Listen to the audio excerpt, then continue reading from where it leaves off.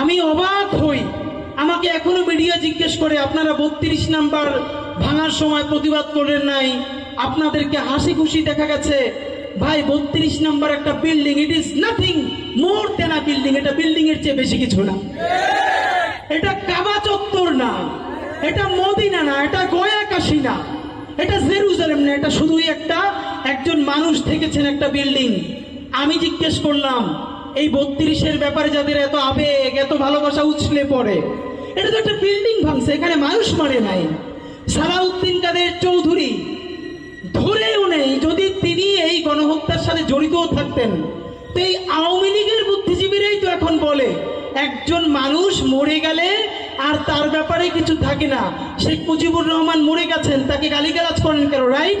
তাহলে সালাউদ্দিন কাদের চৌধুরী রে মরে যাবার পরে তার কবরে জুতো